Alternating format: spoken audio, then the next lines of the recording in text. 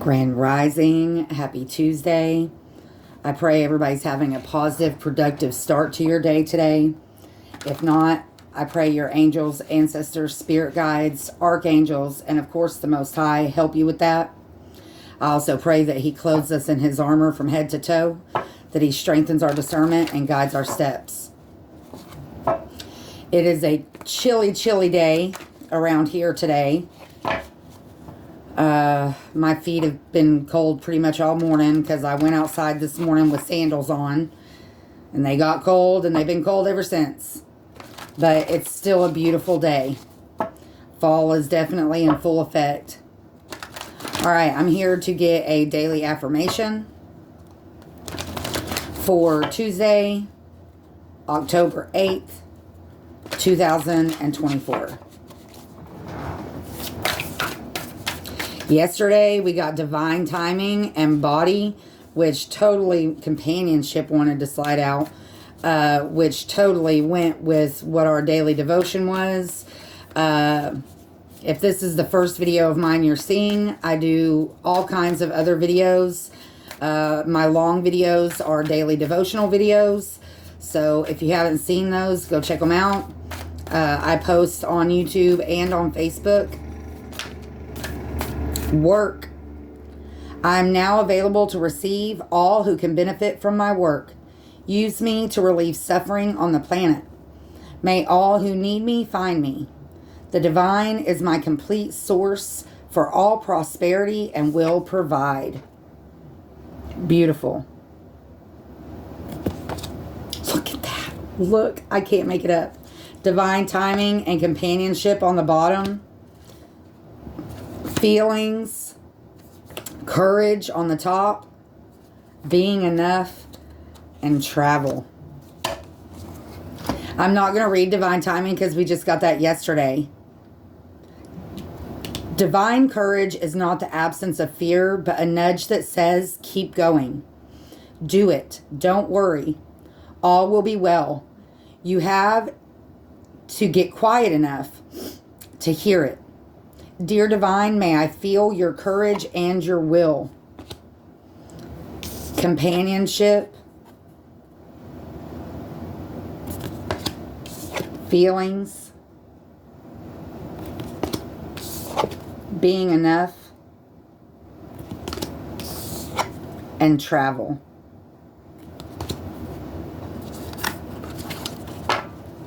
Remember who you are. Stand in your truth. Be honest with yourself about how you feel, the feelings that you experience throughout the day. Acknowledge them. If you can, later on, go back and investigate them. What made me feel that way? Why did I respond that way? Why did I let them have that, get that response out of me? True companionship is with yourself.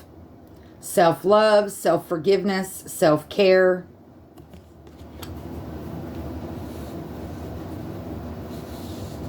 Being enough. The innermost heart says, you are enough. Nowhere to go, nothing to get, nothing to change. No need to grow more deserving. Yes, you are love. We want to grow, but we don't have to grow to be loved. We are loved just the way we are. But who was it that said it the other day? I can't remember if it was Prophet Lavi or Devotions with DeMarcus, but they said, He loves us just the way we are, but He loves us enough to not let us stay where we are.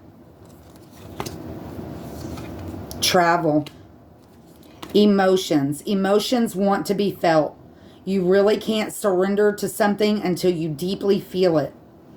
Allow me, dear Divine, to offer all emotions to you, feeling them fully as they no longer hold me captive.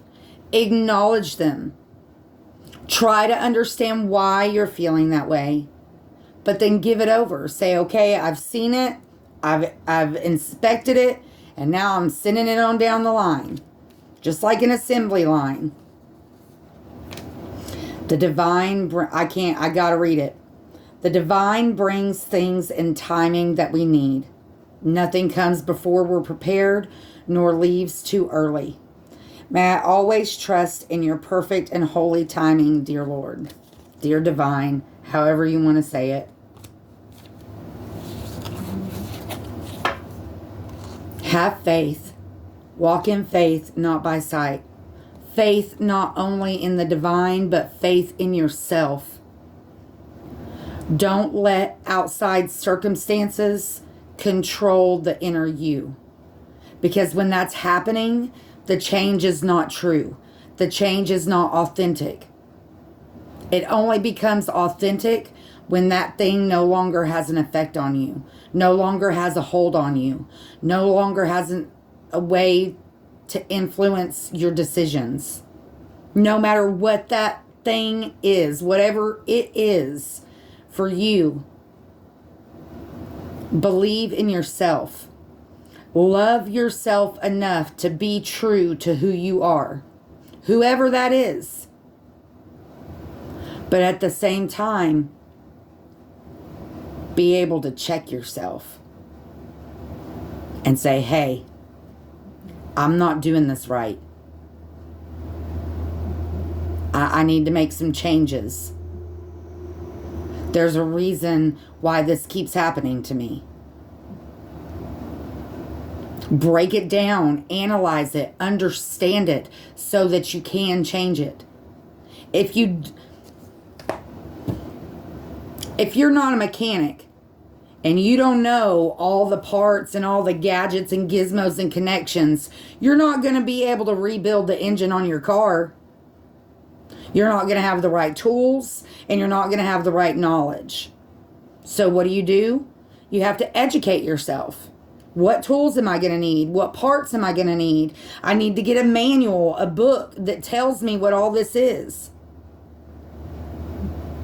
And then, as you're educating yourself, you prepare yourself to do it. You know what's going to be expected. You know the time that it's going to take because you've learned the process. Then you learn how to work on it. Then you can do it. So you have to get those proper tools. And to be able to do that, you have to know what you're up against. You have to know what you're going to be working on. You're going to need different tools to work on a truck with a V8 motor than you are if you're working on a 4-cylinder car. It's going to be different, right? So you got to know what you're up against, which means educating yourself. Don't just take somebody's word for it. Look it up. There was a guy I met. I'm going to tell this story and then I'm going to go. There was a guy that I met years ago. Older man, real cocky, talked all the time. And he tried to tell me that salt and sugar break down in the body. Now, I wasn't 100% sure that I was right, but I was pretty sure. But I questioned it enough to go look it up and research it myself. Which just gave me that confirmation that I needed that I was right and that that's not true. But you cannot just listen to what people tell you. I don't care what it's about. A person, place, thing, situation. I don't care. Go find out for yourself. And if you're not able to do that, then it's not important enough to even value, to be worth your time. Because that means if you can't find another source of information about whatever that is, it's not important enough to where they've done that on it. Either that or it's something underhanded and they're just hiding shit, which that's true too. But decide that for yourself. Don't let something somebody else says or does or insinuates make your decisions for you, especially if it's about you. How you gonna let somebody else tell you this is what you are? You can't be anything else. This is what you are. the first thing you're going to want to do is prove them wrong, right? Whether they're saying that, you're never going to be anything more than a drug addict and a thief, use that as motivation to change. Just so that you can prove them wrong. And so that you can prove yourself wrong. Because once you hear that kind of stuff for so long, you start to believe it. That's why it's so important to not to give people like that your time. Because they're hurting you whether you realize it or not. You'll never be anything than a fast food worker. You're not good for anything but cleaning my house and laying down in my bed. Don't let somebody determine who you are. And even if you are those things, make it important to not be that anymore. But do it for you. Just use that as motivation. You know what I mean? Just that I'm going to prove everybody wrong. And I'm going to be I'm going to be better than any of them at everything I do. 11:22 on the timer. Be true to you. And if you don't know who you are, find out. I spent half of my life being what everybody told me I was. I lived half of my life, maybe more, really more, making decisions based on what was going to make everybody else happy, and nobody else was ever happy. It was never enough. So you have to do for you. Love yourself enough to find out who you are and what you are and where you want to go in this life. Because nobody's going to do it for you. They will make you what they want you to be. Whether it's the victim, the villain, that they'll make you whatever they want you to be. And I promise you, unless you are around true, authentic people, they will never want you to be the victor. They will always want to hold you down and keep you down on their level. Don't let them. Love yourself enough to lift yourself up out of the trenches and let your testimony change lives. If you can't do anything else in this world, help other people get through it. See a need, feel a need. If you haven't seen it, the movie Robots, it's a old from the late 90s, early 2000s. Like, it's an animated movie. It's not Disney, but I want to say it's Fox. But nonetheless, if you haven't seen it, go see it. Not all movies and shows are bad. They have good messages in them. If you listen, see a need, feel a need. Change your life and change somebody else's life in the process. It don't get no better.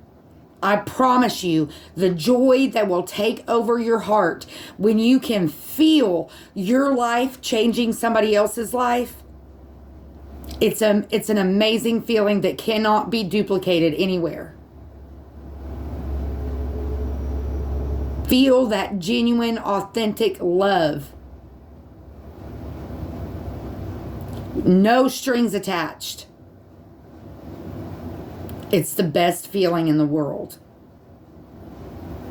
And that's how the Most High feels with us. And when He sees us get out here and use our pain and we turn it into power to where we use it to help other people, it's what we're supposed to do. Be grateful for what you have, the big, the small, and the blessings yet to come. If you see a need out there today, tomorrow, next week, if there's any possible way that you can fill that need, please do so. You may not only better their day, but you could possibly change their life. And you never know the impact it can have on yours. Be blessed, find peace, and I'll see you next time.